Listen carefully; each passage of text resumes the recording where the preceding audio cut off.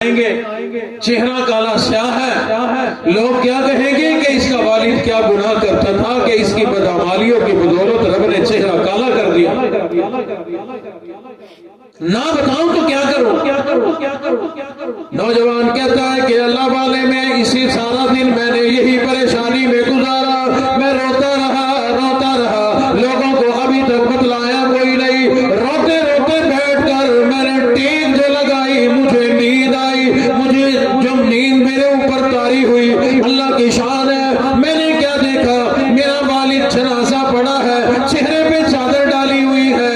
ادھر سے ایک بڑی حسین و جمیل ہستی آئی، چند لوگ بھی ساتھ ہیں، انہوں نے میرے والد کے چہرے سے آ کر چادر ہٹائی، اپنا ہاتھ میرے والد کے چہرے کے اوپر جو پھیرا، میرے والد کا چہرہ 14ویں کے چاند کی طرح چمکنے لگا. چادر واپس ڈال دی، وہ ہستی واپس کی طرف چل دی. جو لوگ ساتھ تھے میں نے سوال کر دیا، یہ کون اتنے حسین نوجوان ہے، ذرا بتلاؤ تو صحیح.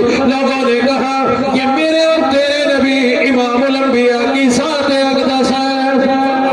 میں نے سوال کر دیا، او لوگوں ذرا بتلاؤ تو صحیح، آئے کس لیے تھے، تشریف کس وجہ سے لائے. انہوں نے بتلایا کہ حضور علیہ السلام فرماتے ہیں میرے امتی ہے، میرے امتی کے گناہوں کی وجہ سے چہرہ کالا سیاہ ہو گیا، دنیا کی بدماشیوں کی وجہ سے چہرہ کالا سیاہ ہو گیا، لیکن کبھی نہ کبھی اس نے میری ذات پر درود پاک پڑھا تھا. آج اس درود پاک کا حق ادا کرنے کے لیے میں تیرا نبی خود چل کے آیا ہوں. حضور نے اس کے چہرے پر ہاتھ کو پھیرا، رب نے سیاہی ختم کر دی. کہتا ہے کہ میری آنکھ کھل گئی. دوڑا میں باپ کے چہرے سے چادر اٹھا کر جب میں نے دیکھا تو وہ کالا سیاہ چہرہ اب چاند کی طرح چمک رہا تھا. ایک مرتبہ پڑا ہوا بھی ضائع نہیں. تو کیا ہی اچھا ہو ہم محبتوں کا کچھ تو سلا دیں. اور مزے کی بات یہ کہ فائدہ ہمارا حضور کی ذات پہ درود پڑھنے سے، درود بھیجنے سے حضور کا فائدہ نہیں ہے. یاد رکھنا رب کائنات نے ہمارے نبی کو بڑی عظمتیں عطا فرمائی، فائدہ ہمارا ہے. کیا حضور علیہ السلام نے فرمایا من صلی علیہ واحدۃ، ایک مرتبہ جو آدمی میرے اوپر درود بھیجے گا، درود پڑھے گا، صلی اللہ علیہ 10 مرات، اللہ اس آدمی کو 10 رحمتیں عطا فرمائے گا، 10 نیکیاں عطا فرمائے گا، 10 گناہ معاف فرمائے گا، 10 درجے بلند کرے گا. 70 مرتبہ اللہ نظر کرم فرمائے گا، 70 فرشتے اس کے لیے دعائے مغفرت کریں گے. ایک مرتبہ درود پاک سے اتنا فائدہ ہے، جو آدمی تسبیح پڑھے، 3 تسبیح پڑھے یا 1000 مرتبہ پڑھے، کیا بنے گا؟ اللہ اکبر. پڑھا کرو گے انشاءاللہ. کتنا پڑھ گئے نا؟ سوچ میں بڑا مشکل کام ہے جی، بہت مشکل کام ہے ماشاءاللہ. 3 تسبیحیں جنہوں نے کہا یہ کم سے کم ہے، 3 تسبیحوں سے کم نہیں پڑھنی. پھر نہ کہنا کہ کام نہیں بنا. علماء نے لکھا ہے جو کثرت سے درود پاک پڑھے، ایک دفعہ بھی پڑھو گے انشاءاللہ اللہ ادھار نہیں رکھیں گے، نقد عطا فرمائیں گے ایک مرتبہ پر. لیکن کسی پھنسے ہوئے کام کو نکالنا ہو، 3 تسبیحیں پڑھ کم سے کم. علماء نے لکھا ہے جو کثرت سے درود پڑھے، کثرت سے اللہ اس کو نوازتے ہیں. کثرت سے مراد علماء نے لکھا ہے کم سے کم 3 تسبیح، کم سے کم، یہ کم سے کم ہے. زیادہ پڑھو، جتنا زیادہ پڑھو گے، جتنا زیادہ محبت میں پڑھو گے، جتنا زیادہ تڑپ کے پڑھو گے، انشاءاللہ اللہ اتنی زیادہ رحمتیں نازل فرمائیں گے. حضرت ابی ابن کعب رضی اللہ تعالیٰ عنہ حاضر ہوئے. آقا اللہ نے بھی فرمایا ان اللہ و ملائکتہ یصلون علی النبی یا ایھا الذین آمنوا صلوا علیہ وسلموا تسلیما. آپ نے بھی فرما دیا من صلی علیہ واحدۃ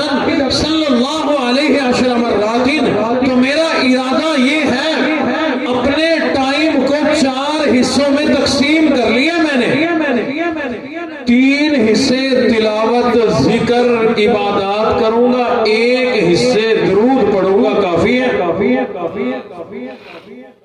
یعنی اگر 12 گھنٹے بنتے ہوں فرصت کے، نماز وغیرہ کے بعد، سونے کے بعد، باقی کام کاج کے بعد، تو عرض کی آقا میں 9 گھنٹے اور عبادات تلاوت بھی کرنی ہے، لا الہ الا اللہ بھی پڑھنا ہے، سبحان اللہ الحمدللہ اللہ اکبر بھی کہنا ہے، استغفار بھی پڑھنا ہے، 3 حصے وہ کروں، یعنی 9 گھنٹے وہ کروں، 3 گھنٹے درود پاک پڑھ لوں، کافی ہے۔ حضور علیہ الصلوۃ والسلام نے ارشاد فرمایا، او ابی ما شئت، جیسے تیری مرضی، جیسے تیرا دل کرے، وَإِن زِدْتَ فَهُوَ خَيْرٌ، او ابی جیسے تیرا دل کرے کر لے، جتنی دیر تیرا دل کرے درود پاک پڑھ لیا کر، یا لیکن جتنا حصہ تو نے کہا ہے کہ 4 حصہ، لیکن اس میں تھوڑا سا اضافہ کر لے تو تیرے حق میں بہت بہتر ہوگا۔ عرض کر دی آقا پہلے میں نے 1 حصہ کہا، 3 حصے اور عبادات، ایک ٹائم 1 حصہ درود پاک پڑھنے کا، لیکن آپ فرما رہے ہیں اضافہ کر لیں تو بہتر ہے۔ چلو میں یوں کرتا ہوں، 2 حصے اور کام کروں گا، 2 حصے آپ کی ذات پر درود پاک پڑھ لیا کروں گا، یعنی 12 میں سے 6 گھنٹے تلاوت کروں گا، ذکر کروں گا، استغفار کروں گا، 6 گھنٹے آپ کی ذات پر درود پڑھوں گا۔ آقا ارشاد فرمائے کیا یہ میرے لیے کافی ہے؟ فرمایا یا ابی ما شئت، جیسے تیرا دل کرے کر لے، جو تیری مرضی میں آئے کر لے، وَإِن زِدْتَ فَهُوَ خَيْرٌ، اگر اس سے بھی اضافہ کر لے تو تیرے حق میں بڑا بہتر ہوگا۔ اللہ اکبر۔ عرض کی آقا چلو 1 حصہ 3 گھنٹے اور کام عبادات کروں گا، 9 گھنٹے آپ کی ذات پر درود پڑھتا رہو، پڑھتا رہو، پڑھتا رہو۔ آقا یہ تو کافی ہے۔ فرمایا ما شئت، جیسے تیری مرضی، لیکن اگر بڑھا دے تو تیرے حق میں بہتر ہے۔ عرض کی آقا پھر تو میں سارا ٹائم جتنا فارغ ہوگا نماز روزے سے ہٹ کر، جتنا ٹائم فارغ ہوگا میں سارا ٹائم آپ کی ذات پہ درود پڑھتا رہوں گا، پڑھتا رہوں گا، پڑھتا رہوں گا۔ علماء تشریف فرما ہے، ترمذی شریف کی یہ روایت ہے، حضور علیہ الصلوۃ والسلام نے ارشاد فرمایا، او ابی جیسا تو نے کہا سارا ٹائم درود پاک پڑھے گا، اگر تو نے یہی کام یوں ہی کیا، اتنے گھنٹے پڑھا، پورا کام تو نے پورا ٹائم، سارا فرصت کا ٹائم درود پاک پڑھنے میں اگر گزار دیا، میرا رب تیرے گناہوں کو مٹا دے گا، تیری جتنی بھی پریشانیاں ہیں ان کو بھی ختم کر دے گا، تیرے اوپر جنت بھی واجب کر دے گا۔ نعرہ تکبیر، شان مصطفیٰ، تاج تخت ختم نبوت، شان صحابہ، عظمت صحابہ، مقام صحابہ، صداقت صدیق اکبر، عدالت عمر فاروق، سخاوت عثمان غنی، شجاعت علی المرتضی، علماء اہل سنت، علماء حق، قاری بلال حنیف۔ یعنی پتہ چلا کہ درود پاک دنیا کے بھی فائدے لاتا ہے، آخرت کے بھی فائدے لاتا ہے۔ کتابوں میں ایک بڑا عجیب واقعہ لکھا ہے کہ ایک آدمی، اس نے کسی سے قرضہ لیا 3000 دینار، اس زمانے کا یہ بڑا موٹا قرضہ تھا، بہت بڑا قرضہ تھا۔ ضرورت میں لے تو لیا، لیکن جب وعدہ تھا لوٹانے کا، لینے والا آیا، اس نے ہاتھ جوڑ دیے کہ ابھی مجھ سے نہیں ہوئے، مجھے ذرا مہلت دے دو۔ اس نے اور ٹائم دے دیا۔ وہ جب ٹائم ختم ہوا وہ لینے آیا، کہنے لگا مہربانی کرو، نہیں ہو سکے مجھے اور ٹائم دے دو۔ اس نے دے دیا۔ وہ ٹائم بھی ختم ہو گیا، لینے آیا تو اس نے پھر ہاتھ جوڑے، کہنے لگا کہ لگتا ہے تیری نیت میں فطور ہے، دینا نہیں چاہتا۔ عدالت چلا گیا، قاضی کے پاس جا کے دعویٰ دائر کر دیا کہ یہ آدمی میرا قرضہ نہیں لوٹا رہا۔ قاضی نے یہ جب سنا اس سے بات کی، کہنے لگا کہ میری نیت ٹھیک ہے لیکن ادا نہیں ہو پا رہے، مجھے مہلت دے دو۔ قاضی نے کہا کہ 30 دن، 1 مہینے کی تجھے مہلت ہے، مہینے میں ادا نہیں کیے تجھے قید کر دیں گے، اور یہ اسی دن فیصلہ ہوگا کہ کتنی لمبی قید ہوتی ہے۔ رقم موٹی تھی۔ اللہ اکبر، مہلت مل گئی، چلا گیا۔ بڑی کوشش کی، کئی دن گزر گئے، کوئی کام نہ بنا۔ اب اس کو خدشہ تھا کہ اب تو اگر ادا نہ ہوئے، قاضی کے پاس بات چلی گئی، مزید مہلت نہ ملے گی، مجھے وارننگ مل گئی، مجھے کہہ دیا گیا کہ اب 30 دنوں میں اگر قرضہ ادا نہ ہوا تجھے قید کر دیا جائے گا، تجھے جیل میں ڈال دیا جائے گا۔ معلوم نہیں کتنی لمبی قید ہو جائے، پریشانی کا عالم تھا، اسے اور تو کچھ نہ سوجا۔ امام الانبیاء کی ذات اقدس پہ درود پاک پڑھنا شروع کر دیا، دن میں بھی رات میں بھی، سوتے جاگتے اٹھتے بیٹھتے ہر کام کرتے امام الانبیاء کی ذات اقدس پر بڑی کثرت کے ساتھ درود پاک پڑھتا رہا۔ 27واں دن آ گیا، انتظام کوئی نہیں۔ 28واں دن آ گیا، انتظام کوئی نہیں۔ آخری رات ہے، اللہ کی شان ہے، رات کو سویا جو صحیح، خواب میں امام الانبیاء کی زیارت ہو گئی۔ حضور علیہ السلام نے فرمایا، نوجوان کیا بات ہے، کیوں غمگین ہے، کیا پریشانی ہے، آنسو تیری آنکھوں میں کیوں ہے؟ عرض کر دیا، آقا بڑا غریب ہوں، بڑا پریشان ہوں، قرضہ لے بیٹھا، ادائیگی کی صورت پیدا نہیں ہو رہی، کیا کروں؟ اب تو قاضی نے بھی وارننگ دے دی، مجھے قید کر دیا جائے گا، جیل میں ڈال دیا جائے گا، میرے گھر والوں کا کیا بنے گا؟ آقا مہربانی فرما دیجئے، میرے قرضے کا کوئی بندوبست ہو جائے۔ حضور نے فرمایا، گھبرا نہیں، وزیر کے پاس چلا جا، علی بن عیسیٰ کے پاس چلا جا، میرا پیغام دے دے، امام الانبیاء نے فرمایا ہے کہ میرا قرضہ ادا کر دے۔ خواب میں ہی ہاتھ جوڑ دیا، آقا مقروض ہوں، غریب ہوں، میری کون مانے گا؟ وزیر نے کہنا ہے کہ جھوٹ بول رہا ہے، قرضہ ادا کرانے کے لیے یہ بہانہ بنایا۔ حضور علیہ السلام نے فرمایا کہ گھبرا نہیں، پریشان نہ ہو، اگر وہ تجھ سے یہ بات کرے، یہ نشانی بھی دے دینا، یہ دلیل بھی دے دینا۔ حضور علیہ السلام نے فرمایا ہے، او علی بن عیسیٰ، روزانہ 5000 مرتبہ امام الانبیاء کی ذات پر تو درود پڑھا کرتا ہے، یہ پہچان ہے، تیری ضرورت کو وہ ضرور پورا کرے گا۔ فرماتے ہیں کہ آنکھ کھل گئی، بیدار ہو گیا، وزیر علی بن عیسیٰ کے پاس چلا گیا، جا کر امام الانبیاء کا پیغام بھی دے دیا، پہچان بھی بتلا دی۔ علی بن عیسیٰ نے سینے سے لگا لیا، اس وجہ سے کہ میرا درود پاک امام الانبیاء کے ہاں قبول ہو چکا ہے۔ حضور نے جو گواہی دی ہے، اس کا مطلب ہے جو میں پڑھتا ہوں بیکار اور ضائع نہیں گیا، یہ قبول ہو گیا۔ پوچھا کتنا قرضہ ہے؟ کہا 3000۔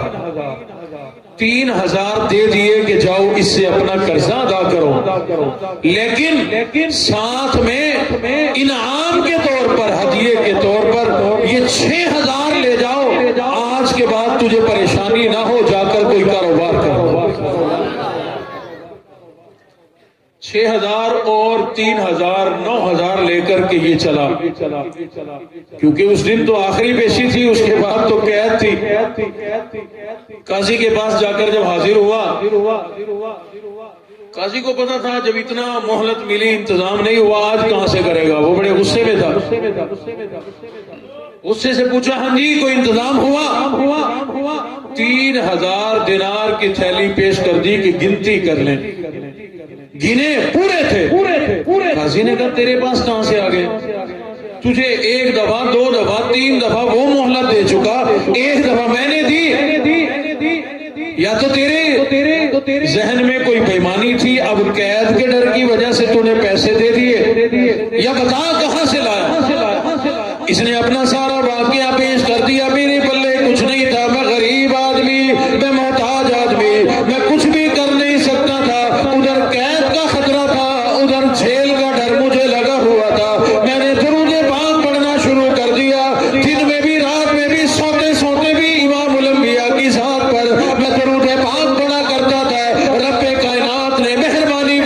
فرمائی اپنے محبوب نبی کے صدقے میرا قرضہ ادا ہو گیا۔ جب سارا واقعہ سنایا قاضی کی آنکھوں میں آنسو آ گئے، کہا تو خوش نصیب ہے، امام الانبیاء کی زیارت کر لی، درود پاک کی برکت سے کھڑے ہو کر سینے سے لگا لیا، کہا کہ یہ 3000 تو اپنے پاس رکھ، تیرا قرضہ میں ادا کرتا ہوں، تیرا قرضہ میں ادا کرتا ہوں، تو خوش نصیب آدمی ہے، امام الانبیاء کی زیارت تو نے کی ہے، تو خوش نصیب ہے، تیرا قرضہ میں ادا کروں۔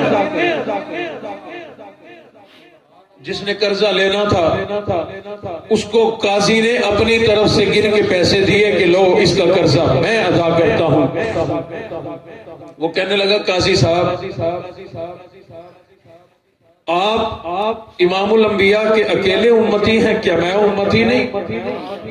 کیا آپ نے جنت میں جانا ہے میں نے نہیں؟ کیا آپ کو یہ خوش نصیبی چاہیے مجھے نہیں؟ وہ قرضہ لینے والا پکار اٹھا کہ امام الانبیاء کی ذات پر درود پاک پڑھنے کی برکت سے اور امام الانبیاء کی دیدار کرنے کی برکت سے، زیارت کرنے کی برکت سے میں اس کو سارا قرضہ معاف کرتا ہوں۔ قاضی کہنے لگا میں نے تو نیت کر لی تھی امام الانبیاء کی محبت میں اس کا قرضہ ادا کرنے کی، لہذا یہ پیسہ میں واپس نہیں لوں گا۔ آپس میں فیصلہ کیا گیا کہ یہ پیسے بھی اسی کو دے دو۔ 9000 پہلے تھے، یہ 3000 قاضی والے بھی 12000 دینار لے کے اپنے گھر جا رہے ہیں۔ کیوں؟ درود پاک کی برکت سے، اللہ نے درود پاک کی برکت سے مالا مال کر دیا۔ کتابوں میں بڑا عجیب واقعہ لکھا ہے، ایک شہد کی مکھی آگے سے گزری حضور کے، حضور نے فرمایا ٹھہر جا، وہیں فضا میں اس نے بریک لگا دی۔ آقا ارشاد فرمائے، حضور نے فرمایا شہد کیسے بنتا ہے؟ حضور پھولوں کے رسوں سے، پھولوں کا رس چوستی ہوں۔ حضور علیہ الصلوۃ والسلام نے ارشاد فرمایا پھولوں کا رس میٹھا نہیں ہوتا، کئی پھولوں کا رس کڑوا ہوتا ہے، کئیوں کا بدمزہ ہوتا ہے، لیکن جو شہد ہے وہ تو بڑا میٹھا، بڑا رسیلا، بڑا بہترین ہوا کرتا ہے۔ یہ کیسے ہو جاتا ہے؟ وہ مکھی شہد کی کہنے لگی جب ہمارے چھتے کے اندر ہماری ایک امیر ہے، ملکہ ایک بڑی ہے، وہ ہمیں حکم دیتی ہے کہ جاؤ پاک صاف جگہ سے پھولوں کا رس چوس کر آؤ۔ ہم رس چوس کر اپنے چھتے میں پہنچ جاتی ہے، لیکن وہ ہمیں شہد بنانا نہیں دیتی، پہلے کہتی ہے کہ سب مل کر اللہ کے محبوب نبی کی ذات اقدس پر درود پاک پڑھو پھر شہد بناؤ۔ ہم درود پاک پڑھتے ہیں، رب کائنات پھولوں کے کڑوے رس کو، بدمزہ رس کو میٹھے شہد میں تبدیل کر دیتا ہے۔ نعرہ تکبیر، شان مصطفیٰ۔ پتا چلا بھائی ابراہیم بھی تھک گیا۔ نعرہ تکبیر، مصطفیٰ، عظمت مصطفیٰ، شان صحابہ، عظمت صحابہ، مقام صحابہ، علماء اہل سنت، علماء حق، علماء دیوبند، سر بکف سر بلند،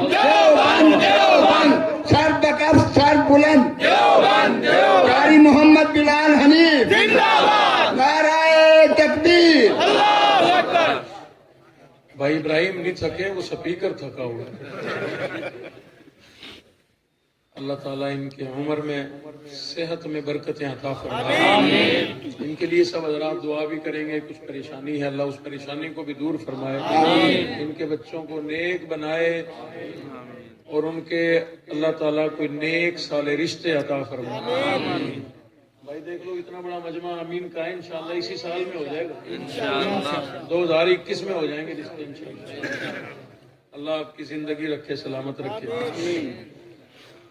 مکی نے اشارہ دیا، آقا قرآن مجید میں اللہ نے فرمایا نہیں ہے فیہ شفاء للناس، یہ جو شہد ہے تمام لوگوں کے لیے، للناس تمام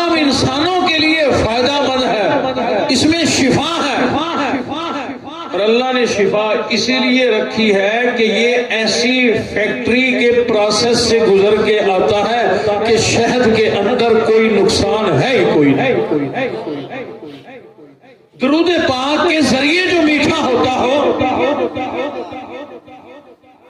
طبیب لوگ، حکیم لوگ کہتے ہیں کہ شوگر کا مریض بھی اگر شہد کھائے تو نقصان نہیں ہوگا. اور نقصان کیسے ہوگا؟ حضور نے فرمایا جو آدمی نہار منہ شہد چاٹ لیا کرے، ہو شہد مکھیوں کا بنا ہوا ہو، انسانوں کا بنا ہوا نہ ہو. بندے بھی آج کل بنا رہے ہیں. اللہ اس بندوں سے ہمیں محفوظ فرمائے. دیکھو کتنا بڑا ظلم ہے، کتنا بڑا ظلم ہے. اللہ فرما رہے ہیں فیہ شفاء للناس. اور کوئی آدمی نکلی شہد لے کے کھائے نقصان تو ہوگا. کوئی شوگر والا کہے جی مولوی کہہ کے گیا تھا کہ نقصان نہیں ہوتا، اس نے کھایا نقصان ہو گیا. اب اس کو میں کیسے بتاؤں کہ تو نے شہد کی مکھی والا نہیں کھایا، درود پاک والا نہیں کھایا، تو نے حکیم صاحب والا کھایا. اللہ ہدایت دے. ایک واقعہ اور ذہن میں آ رہا ہے، وہ سنا دیتا ہوں، شاید کسی کا بھلا ہو جائے. بھائی یوسف صاحب نے تو کئی سارے موضوعات میرے ذمے ڈالے. میں بھائی رفیق رحمانی صاحب کے وہاں آیا تھا، انہوں نے 5 عنوانات دیے، میں نے بھی 2.5 گھنٹے لگا دیے. تو انہوں نے وہاں بیان سنا تھا تو ان کے ذہن میں بھی وہی آیا کہ میں بھی 3-4 عنوان دے دوں، مولوی لگا رہے گا. تو کوشش کرتا ہوں آپ تھکے نہ، اختصار کی طرف آتا ہوں. حدیث شریف میں ہے کل قیامت کا دن ہوگا، حضرت آدم علیہ السلام 2 سبز چادروں میں ملبوس ہوں گے. 2 سبز چادریں پہن رکھی ہوں گی. لمبا قد ہوگا کھجور کی طرح. صرف آدم علیہ السلام کا سب سے لمبا قد ہوگا، جس کی بدولت وہ دیکھ رہے ہوں گے دور تک کہ کون جنت میں جا رہا ہے، کون جہنم میں جا رہا ہے. حضور کا ایک امتی جہنم کی طرف جا رہا ہوگا، فرشتے گھسیٹ رہے ہوں گے جہنم کی طرف. حضرت آدم علیہ السلام بلند آواز سے دیکھتے ہوئے اعلان کریں گے، بلند آواز سے کہیں گے یا احمد یا احمد. حضور علیہ السلام حضرت آدم کی آواز کی طرف لپکیں گے، کہیں گے لبیک یا ابا البشر، اے آدم صفی اللہ، اے تمام انسانیت کے ابا، ارشاد فرمائیں کیا حکم ہے، کیا بات ہے، آپ نے مجھے کیوں پکارا. حضرت آدم علیہ السلام کہیں گے اے محمد صلی اللہ علیہ وسلم، آپ کے ایک امتی کو جہنم والے فرشتے گھسیٹ کر جہنم کی طرف لے جا رہے ہیں. حدیث شریف میں ہے حضور علیہ السلام اپنی کمر کسیں گے، چادر کسیں گے. عربوں میں یہ علامت ہوتی تھی ایمرجنسی کی، پریشانی کے ٹائم کی. کسی نے بلایا ہو نا پریشانی میں، فوراً اپنی چادر کستے تھے، جلدی کی علامت ہوتی تھی. حضور علیہ السلام اپنی چادر کسیں گے، اپنی کمر کسیں گے، فرشتوں کو جا کر کے کہیں گے یہ میرا امتی ہے، اس کو چھوڑ دو، جہنم میں نہ لے کے جاؤ. وہ کہیں گے اے اللہ کے محبوب نبی، ہم اللہ کے حکم کے پابند ہیں، اللہ نے اس کا حساب کتاب کر دیا، نیکیاں کم ہو گئی، گناہ بڑھ گئے، لہذا اس کا فیصلہ جہنم کا ہو گیا. حدیث شریف میں ہے حضور علیہ السلام غم کی وجہ سے اپنے بائیں ہاتھ سے اپنی داڑھی مبارک کو پکڑ لیں گے، اللہ کے عرش کی طرف دیکھیں گے، اللہ کے سامنے التجا کریں گے، مولا آپ نے خود ارشاد فرمایا تھا قیامت والے دن مجھے رسوا نہ کرو گے، میری امت کے معاملے میں مجھے خوش کر دو گے. اللہ فرمائیں گے فرشتوں میرے نبی کی اطاعت کرو، جیسے فرماتے ہیں ویسے کرو. حضور علیہ السلام نے فرمایا میں اللہ کے سامنے عرض کروں گا مولا میرے اس امتی کا حساب کتاب دوبارہ کرو. اللہ اکبر. اللہ کرے کہ حضور ہمارے لیے بھی یہ معاملہ کرے کہ یا اللہ میرے اس امتی کا دوبارہ حساب کرو. دوبارہ حساب ہوگا، وہاں گنتی تو ہونی نہیں، وہاں تو تول ہوگا۔ نیکیوں والا پلڑا جھک گیا، بھاری ہو گیا، نیکیاں زیادہ ہو گئی تو جنتی، اگر گناہوں والا پلڑا بھاری ہو گیا تو جہنمی۔ اسی ترازو نے فیصلہ کرنا۔ حضور علیہ الصلوۃ والسلام نے فرمایا کہ تمہارا حساب کتاب ہوگا، میرے اس امتی کا تمہارا نامہ اعمال تولا جائے گا، یقیناً نیکیاں اس میں کم ہوگی، یہ نیکیوں والا پلڑا اوپر اٹھنے لگے گا۔ میں ایک پرزہ کاغذ کا نکالوں گا، بسم اللہ پڑھ کے وہ کاغذ کا پرزہ نیکیوں کے ترازو میں ڈال دوں گا، وہ ترازو کا نیکیوں والا پلڑا بہت زیادہ جھک جائے گا، حساب کتاب ہو جائے گا۔ اللہ فرمائیں گے او فرشتے، اس کی نیکیاں بڑھ گئی، میرے اس بندے کو جنت میں لے جاؤ۔ جنت والے فرشتے اس کو لے کر کے چلیں گے، مبارکباد دیتے ہوئے تجھے مبارک ہو، تیری خوش نصیبی، تیری نیکیاں بڑھ گئی، کوئی ہستی تیرے کام آ گئی۔ وہ جاتے جاتے کہے گا میں اس کو دیکھ تو لوں جس خوش نصیب نے، جس ہستی نے مجھے جہنم سے نکالا، جنت کی طرف مجھے پہنچا دیا، مجھے پوچھنے تو دو یہ میرے محسن ہے کون؟ لے جایا جائے گا۔ حضور علیہ الصلوۃ والسلام سے یہ پوچھے گا آپ کون ہیں جن کی بدولت میں جہنم سے بچ گیا، جنت میں جا رہا ہوں؟ حضور فرمائیں گے میں تیرا نبی امام الانبیاء ہوں۔ آقا یہ کیا چیز تھی جو آپ نے میری نیکیوں کے ترازو میں ڈالی، میرا ترازو بھاری ہو گیا۔ حضور علیہ الصلوۃ والسلام ارشاد فرمائیں گے تو نے ایک مرتبہ میری ذات پر درود پاک پڑھا تھا، تو میرا امتی بھی ہے، تو نے درود بھی پڑھا، آج میں تیرا نبی وہ درود پاک پڑھا ہوا تیرا حق ادا کرنے کے لیے اس وقت آیا ہوں جب تجھے میری ضرورت تھی۔ کل قیامت کے دن ہمیں ہمارے نبی کی ضرورت ہوگی، اس وقت کوئی کام نہیں آئے گا سوائے میرے اور آپ کے نبی کے، ہمارے کوئی کام نہیں۔ زندگی میں ہم درود پاک کی کثرت کر کے، درود پاک پڑھ کے اس زندگی میں اللہ کو بھی راضی کریں، رسول اللہ کو بھی راضی کر جائیں۔ تو دو طریقے احسانات کا بدلہ چکانے کے، کہ ایک تو زبان پر ہر وقت انہی کا ذکر ہو۔ چند ایک آپ کو فضائل میں نے سنا دیے کہ درود پاک کا تو بڑا فائدہ۔